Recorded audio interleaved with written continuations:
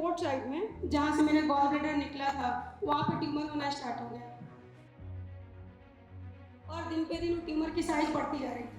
साथ में मुझे उस टाइम भी लेफ्ट ओवरी में एक ओवेरियन सिस्ट था जो कि पहले 5 सेंटीमीटर का था, वो बढ़ के 17 पहुँच गया। डाइट और आपका विल पावर, सर बोले ना कि बीमारियां स्ट्रेस से होती हैं, सारी बीमारियों का जड़ स्ट्रेस है। डीआईपी डाइट में बहुत बड़ा ताकत है।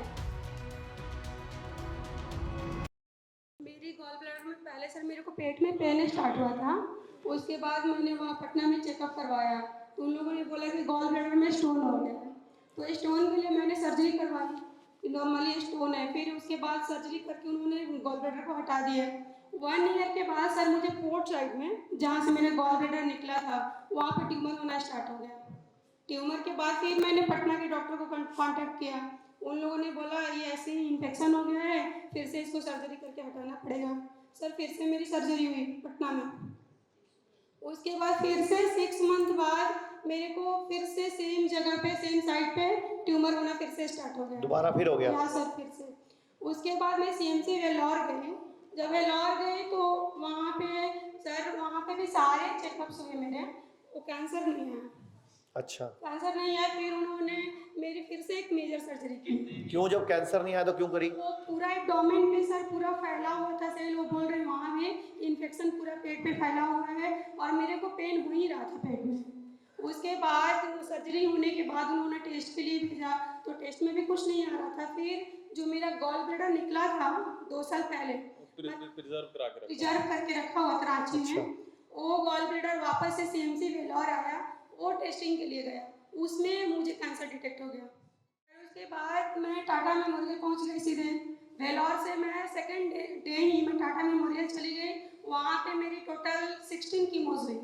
16 कीमोज हुई। 16 कीमोज होने के बाद मतलब कैंसर का जो भी सेल्स था वो तो खत्म हो गया। फिर मुझे फॉलोअप पे ले लिए वो लोग। फिर 8 महीने करीब ठीक था। उसके बाद मैं वापस से गई फॉलोअप के लिए, फिर से कैंसर रिकरेंस हो गया। टाटा मेमोरियल में सर जब मेरा सेकेंड टाइम कैंसर रिकरेंस हुआ तो उन लोगों ने बोला कि इस बार कैंसर बहुत ब्रॉड रूप में आया है कि आपको तो बहुत महंगी मेडिसिन लेनी पड़ेगी। तो उन्होंने फिर मेरे को क्या डुरभालूमैब देना स्टार्ट कर दिया। वो डुरभालूमैब की सर एक इंजेक्शन आती थी एक दिन की। कितने की? 4,28,000। 4,28,000 का एक इंजेक्शन। और कितने लगे आपको?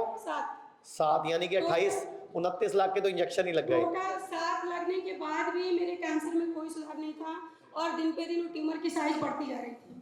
साथ में मुझे उस टाइम भी लेफ्ट ओवरी में एक ओवेरियन सिस्ट था जो कि पहले 5 सेंटीमीटर का था, वो बढ़ के 17 पहुँच गया। नोट है मेरे पास कि ये मुश्किल से 4 महीने जिएगी, इसका लाइफ अब खत्म हो चुका है, घर रह के इनकी सेवा करो। और मेरा केस उन्होंने पैलिएटिव में डाल दिया, मेरे पास कोई ऑप्शंस नहीं था। फिर मेरे बड़े भाई हैं, उन्होंने विश्वरूप राय चौधरी सर को कॉन्टैक्ट किया। वो सर से उनकी बात हुई, वो पहले सीबीआई में डीएसपी था, तो उनसे बात हुई। सर ने उनको बहुत आश्वासन दिया और बोला कि आप सारे को छोड़ के डीआईपी डाइट पे आ जाओ। सर ने डाइट प्लान दिया, उसको मैं फॉलो की और उसके बाद आज आपके सामने हूँ और मैं पूरी तरह कैंसर फ्री हूँ। कैंसर कितने टाइम हो गए? और सुना आपने, कैंसर फ्री है अभी। मतलब 70 लाख लग के अकल नहीं आती, डीआईपी डाइट खा के अकल आती है। सर डीआईपी डाइट मैं आज ही फॉलो करती हूँ। मैं लगभग 3 साल से मेरा डीआईपी डाइट चल रहा है। डीआईपी डाइट में बहुत बड़ा ताकत है। जो लोग कहते हैं ना डाइट नहीं है, डाइट बहुत बड़ा मेडिसिन है। डाइट ही मेडिसिन है।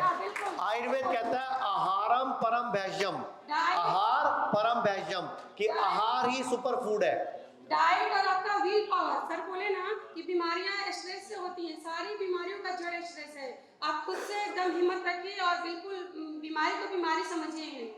भारत में हमारे 120 से अधिक हॉस्पिटल, क्लिनिक और डी केयर सेंटर्स मौजूद हैं, जहां 900 से भी अधिक आयुर्वेदिक डॉक्टर्स और विशेषज्ञ आयुर्वेद, नेचुरोपैथी, पंचकर्म और डाइट थेरेपी जैसे प्राकृतिक तरीकों के माध्यम से कैंसर, किडनी, लिवर, हार्ट और अन्य गंभीर बीमारियों को रिवर्स करना सिखाते हैं।